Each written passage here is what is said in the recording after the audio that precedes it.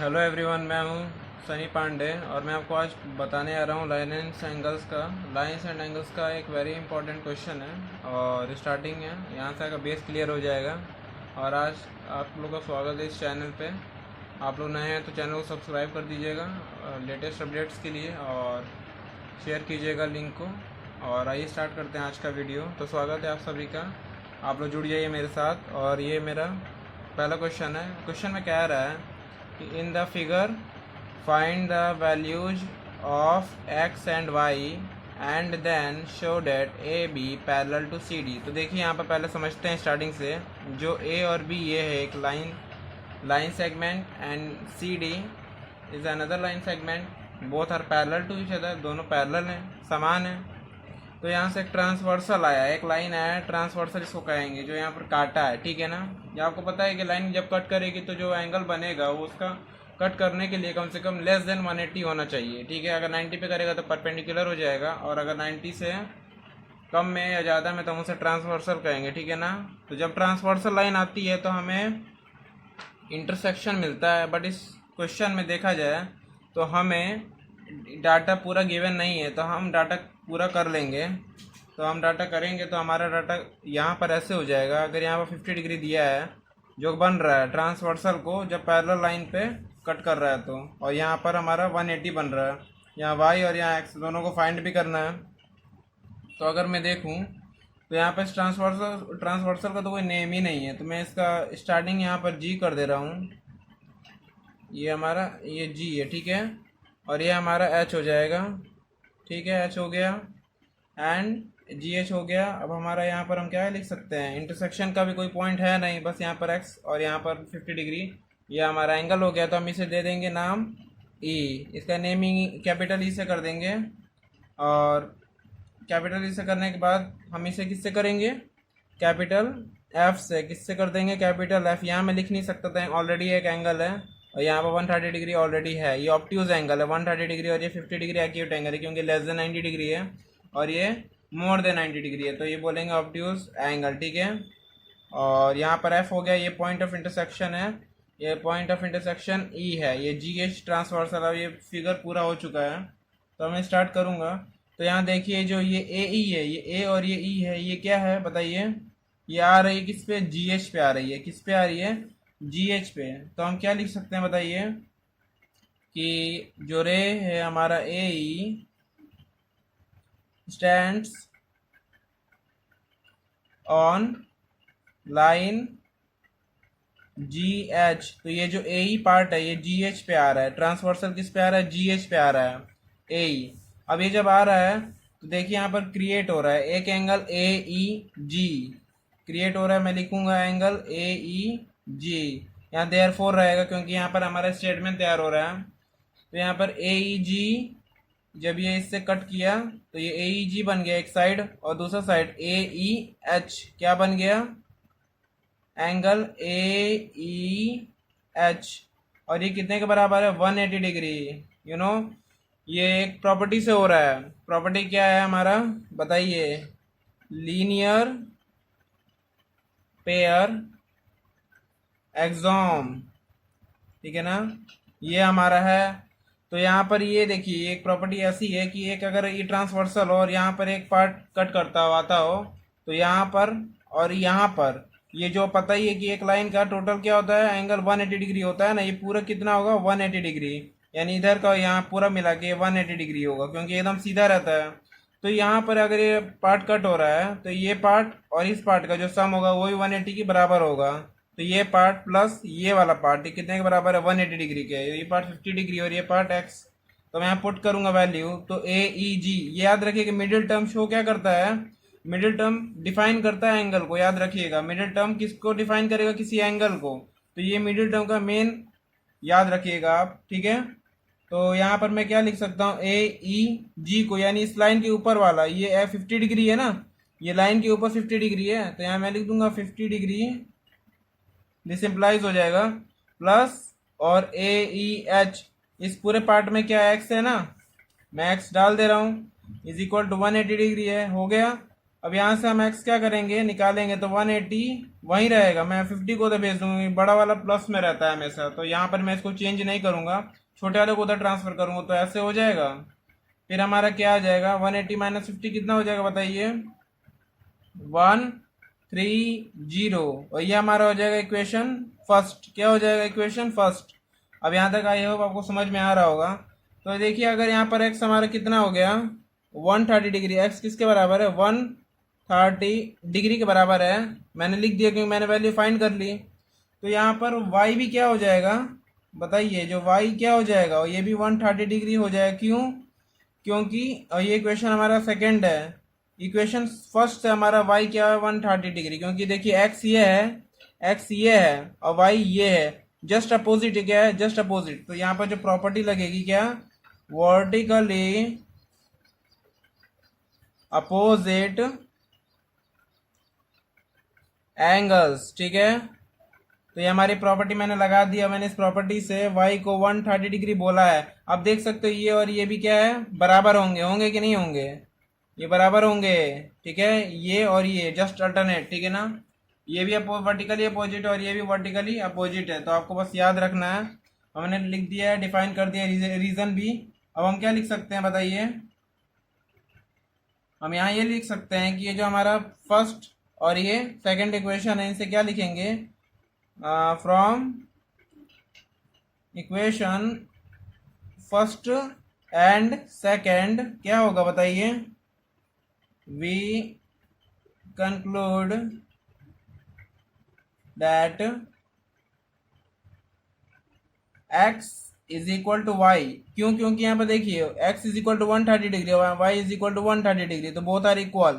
ठीक है ना, दोनों इक्वल हैं x और y, इसलिए मैंने लिख दिया है। ठीक है ना, फ्रॉम फर्स्ट एंड सेकेंड। ठीक है ना, फर्स्ट ये रहा, सेकेंड ये रहा, तो ये 130 डिग्री और ये क्या है, 130 डिग्री, इक्वल है, एक्स वाई इक्वल है आपस में। ठीक है, तो लिख सकते हैं।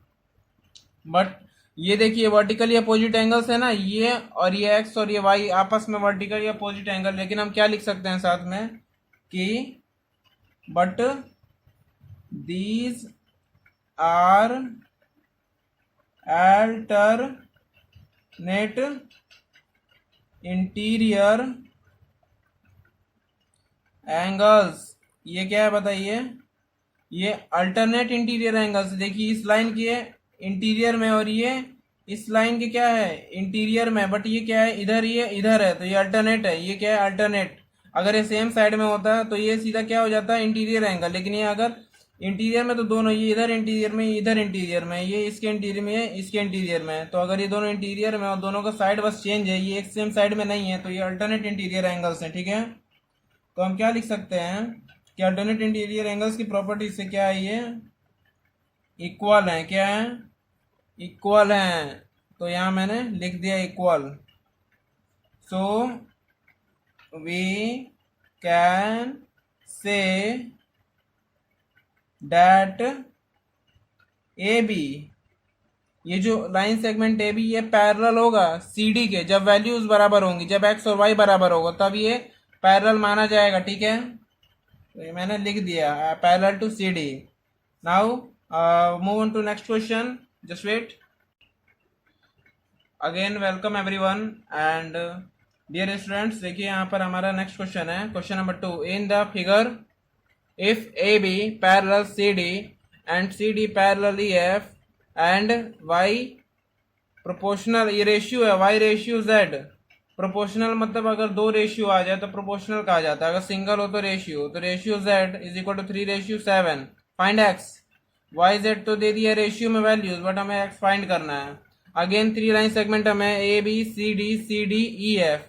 तो A B C D E F बहुत ये जो तीनों लाइन सेगमेंट यहाँ पर हैं, और यहाँ पर भी ट्रांसवर्सल। ट्रांसवर्सल मतलब वह लाइन जो कट करती हो, जो इंटरसेक्शन देती हो हमें, और जिनका जो सम हो 180 के बराबर हो। यानी ये जो लाइन है ये तो सीधी है, यानी इसका जो सम होगा वो 180 के बराबर है। ये पूरा साइड और ये पूरा साइड, एक लेफ्ट साइड एक राइट साइड, ये 180 360 डिग्री हो जाएगा।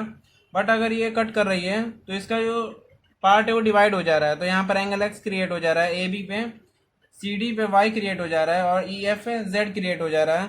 क्वेश्चन हमारा जो फिगर दिया है वहाँ यहाँ पर जी नहीं दिया था, मैंने जी लिख दिया है, थोड़ा कंप्लीट किया है। ये जो ट्रांसवर्सल इसकी नेमिंग ही नहीं थी क्वेश्चन में, तो यहाँ मैंने जी दे दिया फॉर एग्जाम्पल, और यहाँ मैंने क्या दिया, मान लो एच दे दिया। क्या दे दिया? एच। एच आपको दिखाई दे रहा होगा। अब ये जो कट किया है इसको तो कुछ नाम देना पड़ेगा। पिछले क्वेश्चन में मैंने ई एफ दे दिया था, अब मैं क्या दे दे रहा हूँ, इसे कैपिटल एल दे दे रहा हूँ। क्या दे दे रहा हूँ? Capital L. इस पॉइंट ऑफ इंटरसेक्शन को, इस पॉइंट ऑफ इंटरसेक्शन को मैं क्या दूंगा? Capital M. इस पॉइंट ऑफ इंटरसेक्शन को क्या दूंगा? Capital N. मैंने दे दिया। अब मैं स्टार्ट करने जा रहा हूँ। तो देखिए हमें गिवन क्या है, if A B parallel C D and C D parallel E F, तो हम क्या लिख सकते हैं बताइए? कि पहले लिखेंगे जो दिया हुआ लाइन है वो लिख देंगे, given A B parallel C D and C D parallel E F. तो यहाँ पर हम क्या लिख सकते हैं? A B parallel E F, जब ए बी सी डी के पैरेलल और सी डी ई एफ के, तो ए बी भी तो सी ई एफ के होगा। ए बी किसके होगा? ई एफ के। तो मैंने लिख दिया। यानी यहाँ पर पैरेलल होने क्या मतलब, पिछले क्वेश्चन में आपने पढ़ा था कि अगर एक्स वाई बराबर है तो पैरेलल होगा ए बी सी डी, जो दोनों लाइन सेगमेंट थी। और यहाँ पर अगर पैरेलल है तो पैरेलल का मतलब क्या है? वैल्यूज ही ना है, वैल्यूज। ए बी पे वैल्यू एक्स है और ई एफ पे वैल्यू क्या है? जेड है, जेड। ये एन और ये आपका ये इंटरसेक्शन पॉइंट है। बट देखिए यहाँ पर एंगल जेड और एंगल एक्स है, तो हम क्या लिख सकते हैं? यहाँ पर ये लिख सकते हैं कि x is equal to Z लिख सकते हैं, और ये हमारा अगेन इक्वेशन फर्स्ट हो जाएगा। ठीक है, हम ये लिख सकते हैं x is equal to Z, यानी ये x इसके एंगल होगा बराबर एंगल z के। तो हम यहाँ पर क्या प्रॉपर्टी लगाएंगे? Lines parallel to the same line are parallel to each other. अब यहाँ पे मैंने जो रीजन डाला इसको मैं समझा देता हूँ। जो दोनों लाइन्स है ये और ये, ठीक है, ए बी और ई एफ क्या है? पैरेलल हैं इसी सेम लाइन के। ये और ये दोनों, ए बी इसके पैरेलल है और ये भी इसी के पैरेलल है। देखिए दोनों में सी डी यूज हुआ है ना, इसीलिए ए बी सी डी के पैरेलल है और ये भी सी डी के पैरेलल है। तो जो दोनों लाइन्स हैं ये क्या है? पैरेलल हैं सेम लाइन के। जो सी डी है, सी डी, ए बी और ई एफ किसके पैरेलल है? Same line. सेम लाइन इनके लिए सी डी है, दो बार देखिए रिपीट हुआ है, सी डी। तो जब सेम है तो ये यहाँ पर ये प्रॉपर्टी लगाई जा सकती है कि जो उनकी वैल्यूज हैं ए बी की एक्स यानी जेड के बराबर रहेगी। तो मैंने लिख दिया first.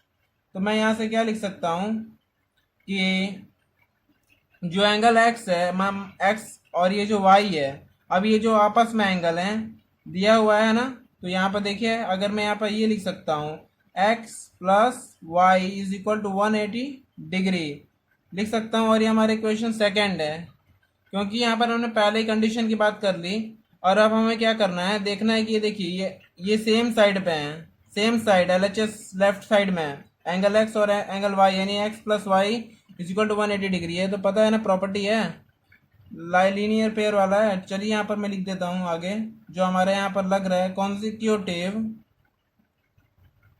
Consecutive interior angles. Consecutive आप समझ रहे हो, एक के बाद एक आ रहा है, तो ये एक के बाद एक आ रहा है ना, interior angles on the same side of the transversal ji H. Transversal ये जी और ये एच है, ये मैंने नेमिंग की, बुक में नहीं दिया था, ठीक है ना, तो मैंने नेमिंग कर दी है, जी एच है, मैं इसे मान लिया हूँ, एज्यूम किया हूँ, आप भी एज्यूम कर लीजिए। टू पैरेलल लाइंस, ठीक है, पैरेलल लाइन से बताइए क्या लूंगा मैं, जब मैंने एक्स और वाई की बात की तो मैं पैरेलल लाइन ए बी और सी डी लूंगा, ई एफ को नहीं लूंगा, ठीक है।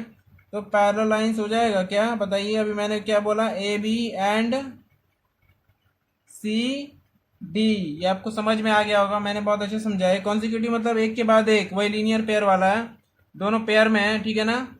बट इस समय तीन हमारे पास पैरेलल लाइन थी, तो अभी हम इन दोनों की बात कर रहे हैं, ठीक है ना, जो स्टार्टिंग का दिया है केस वही वाला, ठीक है ना। तो ये एंगल और एक्स प्लस क्या होगा, एक्स प्लस वाई किसके बराबर है, 180 डिग्री, क्योंकि ये कंसेक्यूटिव इंटीरियर एंगल्स हैं और सेम साइड में है, तो इनको क्या माना जाएगा 180 डिग्री के बराबर, ठीक है ना। और वो ट्रांसवर्सल के लेफ्ट साइड में है यहाँ पर, ठीक है।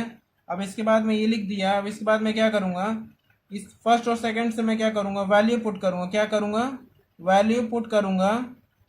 तो वैल्यू पुट करूँगा तो क्या होगा बताइए, वैल्यू पुट करूँगा तो हमें क्या मिलेगा, यहाँ पर ये x है, x z के बराबर है। तो जब मैं सेकंड में पुट करूँगा तो यही x जो z के बराबर है, यहाँ पर z को मैं रखूँगा x की जगह, तो हो जाएगा z plus Y is equal to क्या 180 डिग्री, ठीक है ना। ये मैं लिख दूंगा by the use of 1 and 2 equation, ये रहा, ठीक है ना। अब यहाँ से हमें दिया हुआ है given Y Z parallel to 3 7 दिया है, तो मैं लिख लेता हूँ Y ratio Z is equal to क्या है आपका बताइए 3:7। ये हमारा दिया हुआ है ना, देखिए यहाँ दिया हुआ है y रेशियो z 3:7 के बराबर है। मतलब इसे मैं ये लिख सकता हूँ, और साथ में ये क्या बता रहा है कि y अपॉन z किसके बराबर है 3/7 के, ठीक है। तो यहाँ से मैं क्या करूँगा, सम ऑफ रेशियोज कर दूंगा, इन दोनों रेशियो का सम करूंगा। अगर मुझे यहाँ पर क्या निकालना है, पहले सम ऑफ रेशियोज करूंगा, तो सम ऑफ द रेशियोज, ठीक है, रेशियोज। इसके बाद में क्या करूंगा 3 + 7 इज इक्वल टू 10, ठीक है। इसका मतलब क्या है कि यहाँ से y की वैल्यू क्या है बताइए, y की वैल्यू है y3 को बता रहा है, y3 को बता रहा है और z 7 को बता रहा है, ठीक है। तो अगर y की बात करेंगे तो 3 अपॉन क्या हो जाएगा 7 + 3 जो सम ऑफ रेशियोज है 10, और इंटू में क्या है 180 डिग्री, क्या है 180 डिग्री। तो मैं यहाँ 180 डिग्री लिखूंगा और 0 से 0 कटाऊंगा, और 18 3 जा 54। 18 का टेबल तो आप लोग को आता ही होगा, ऐसा तो नहीं है कि आता नहीं होगा, याद कर लीजिए। 20 तक बहुत इंपॉर्टेंट है, और आपको हो सके तो 25 तक याद कीजिए अपना टेबल, बहुत इंपॉर्टेंट आपके लिए। आपको नहीं याद होगा तो बताइए, मैं आपको ट्रिक बता दूंगा। 18 19 के लिए स्पेशली मेरे पास ट्रिक रहती है, तो मैं आपको बता दूंगा, आपको आसानी होगी। और y मैंने निकाल लिया, तो y के बाद मैं z निकालूंगा, यहाँ से सम ऑफ रेशियो से z निकाल लूंगा। तो z के लिए z क्या बता रहा है 7 को, z किसको बता रहा है 7 को, तो 7 अपॉन में क्या हो जाएगा सम ऑफ रेशियोज 3 + 7 10 अपॉन 10 इंटू में क्या है 180 डिग्री। यहाँ पर है ना, कटाऊंगा कितना होगा 18 7 जब बताओ, जल्दी बताओ कितना हो जाएगा 126 डिग्री, 126 डिग्री हो जाएगा। अब आपको पता है जब मैंने y निकाल लिया z निकाल लिया, तो from equation first z is equal to x, अगर मैंने z निकाल लिया तो मैं क्या कह सकता हूँ बताओ, therefore x is equal to z is equal to 126 degree. अगर z x के बराबर है इक्वेशन फर्स्ट में, तो x इसके बराबर हो जाएगा 126 डिग्री, क्योंकि z की वैल्यू क्या निकली 126 डिग्री। तो आपको समझ में आ चुका है ना ये वाला, कि यहाँ पर x है वो z के बराबर है इक्वेशन नंबर फर्स्ट से, ठीक है ना।